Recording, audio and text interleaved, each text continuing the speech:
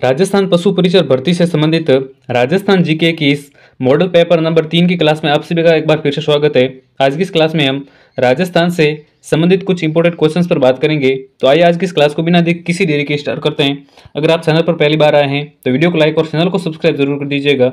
आइए आज की इस क्लास को शुरू करते हैं।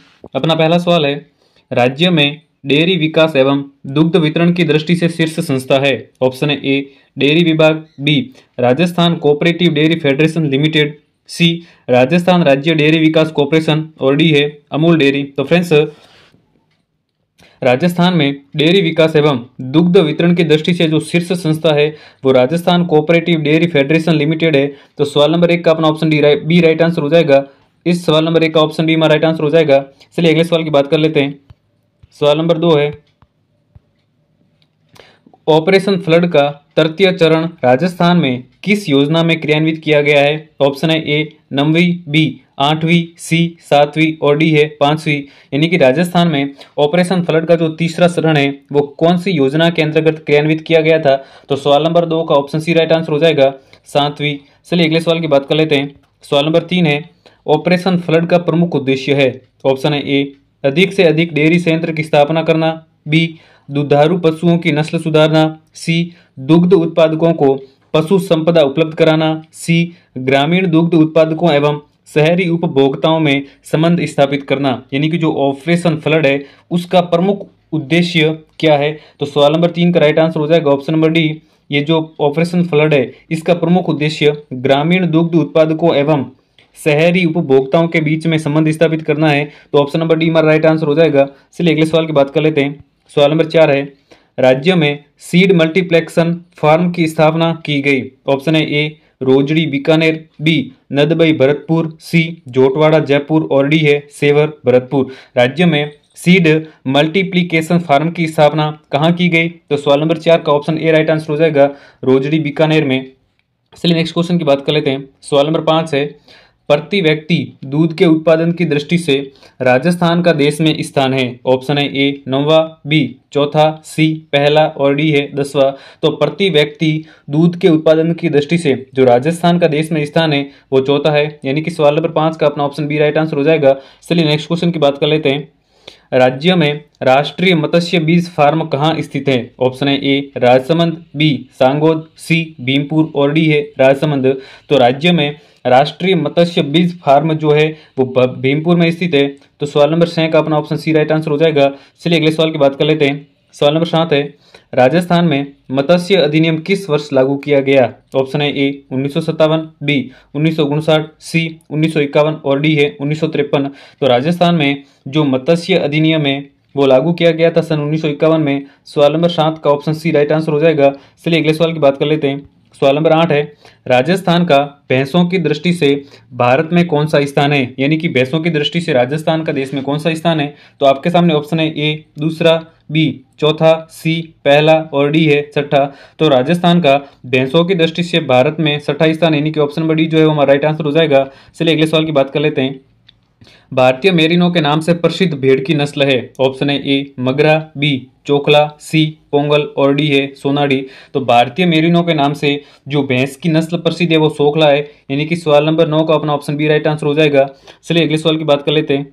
सवाल नंबर 10 है, राज्य सरकार ने कृत्रिम गर्भाधान प्रशिक्षण द्वारा पशु नस्ल सुधार एवं विकास को बढ़ावा देने के लिए कौन सी योजना शुरू की है। ऑप्शन है ए एकीकृत पशुधन विकास योजना, बी कृत्रिम गर्भाधान एवं नस्ल सुधार कार्यक्रम, सी गोपाल योजना और डी है ग्राम आधार योजना। तो सवाल नंबर 10 का अपना राइट आंसर हो जाएगा ऑप्शन नंबर सी। अगले सवाल की बात कर लेते हैं। सबसे अधिक राज्य स्तरीय पशु मेले राज्य में निम्नलिखित में से किस जिले में आयोजित होते हैं। ऑप्शन है ए बाड़मेर, बी झालावाड़, सी अजमेर और डी है नागौर। यानी कि इनमें से किस जिले में सबसे ज्यादा राज्य स्तरीय पशु मेले आयोजित होते हैं। तो सवाल नंबर 11 का राइट आंसर हो जाएगा ऑप्शन नंबर डी। यानी कि नागौर में राज्य स्तरीय जो मेले होते हैं पशु मेले वो सबसे अधिक आयोजित होते हैं। तो ऑप्शन डी हमारा राइट आंसर हो जाएगा। अगला सवाल है, राजस्थान में सबसे अधिक भेड़ें किस जिले में पाई जाती है। ऑप्शन है ए जोधपुर, बी बांसवाड़ा, सी उदयपुर और डी है बीकानेर। तो फ्रेंड्स, राजस्थान में जो सबसे अधिक भेड़ें हैं वो जोधपुर में पाई जाती है। ऑप्शन नंबर ए हमारा राइट आंसर हो जाएगा। चलिए अगले सवाल की बात कर लेते हैं। सवाल नंबर 13 है, राजस्थान में सबसे कम भेड़ें किस जिले में पाई जाती है? तो आपके सामने ऑप्शन है ए नागौर, बी धौलपुर, सी उदयपुर और डी है बीकानेर। तो फ्रेंड्स सवाल नंबर 13 का राइट आंसर हो जाएगा ऑप्शन नंबर बी। राजस्थान में जो सबसे कम भेड़ें धौलपुर में पाई जाती है, ऑप्शन बी हमारा राइट आंसर हो जाएगा। अगला सवाल है, भारत के कुल पशुधन का कितना प्रतिशत भाग राजस्थान में विद्यमान है?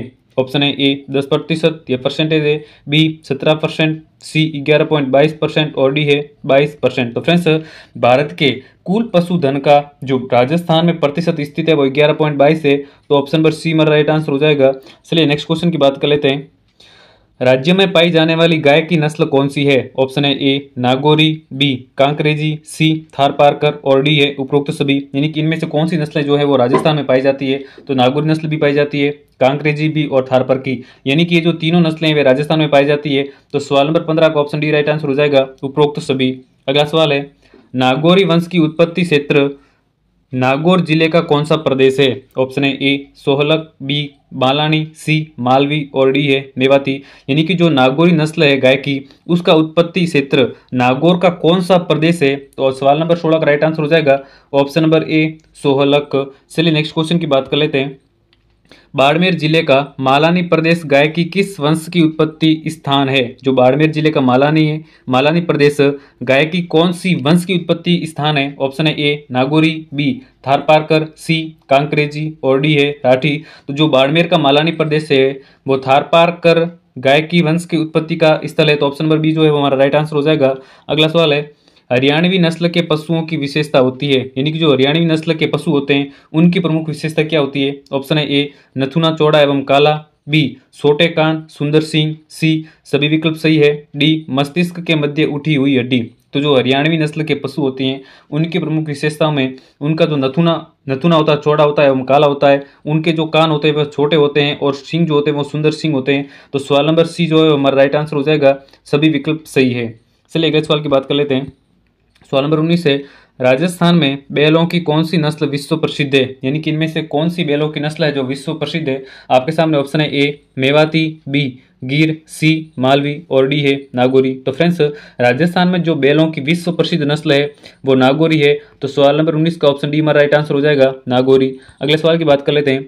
सवाल नंबर 20 है, गाय की ऐसी कौन सी नस्ल है जो दूध के लिए प्रसिद्ध है, इसे रेडा अथवा अजमेरा भी कहते हैं? यानी कि इनमें से ऐसी कौन सी नस्ल है जो गाय के दूध के लिए प्रसिद्ध है, जिसे रेडा या अजमेरा के नाम से भी जानते हैं? तो ऑप्शन है ए गिर, बी राठी, सी मेवाती और डी है नागौरी। तो फ्रेंड्स सवाल नंबर 20 का ऑप्शन ए राइट आंसर हो जाएगा। गिर ऐसी गाय की नस्ल है जो दूध के लिए प्रसिद्ध है और इसे रेडा या अजमेरा के नाम से भी जाना जाता है। तो सवाल नंबर 20 का ऑप्शन ए राइट आंसर हो जाएगा। चलिए नेक्स्ट क्वेश्चन की बात कर लेते हैं।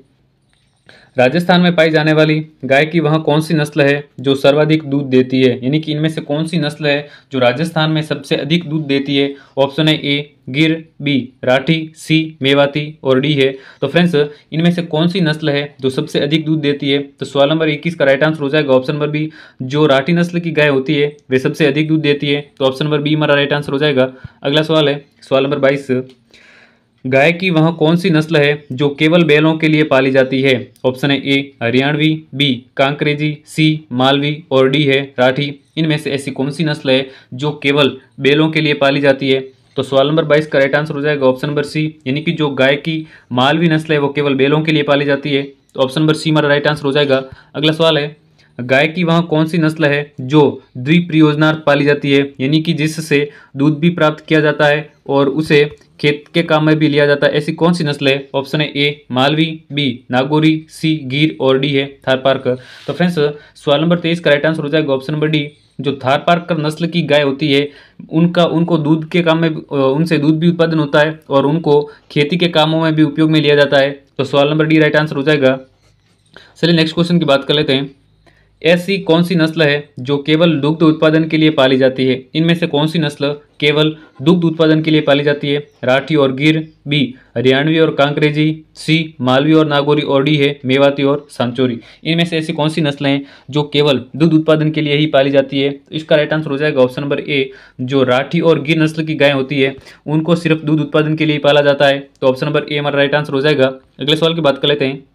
सर्वाधिक दूध देने वाली भैंस की नस्ल कौन सी है? ऑप्शन है ए सुरती, बी मुर्रा, सी मेवाती और डी है हरियाणवी। तो फ्रेंड्स इनमें से जो सर्वाधिक दूध देने वाली भैंस की नस्ल है वो कौन सी है? तो सवाल नंबर 25 का राइट आंसर हो जाएगा ऑप्शन नंबर बी। भैंस की जो मुर्रा नस्ल है वो सर्वाधिक दूध देने वाली नस्ल है, तो ऑप्शन नंबर बी हमारा राइट आंसर हो जाएगा।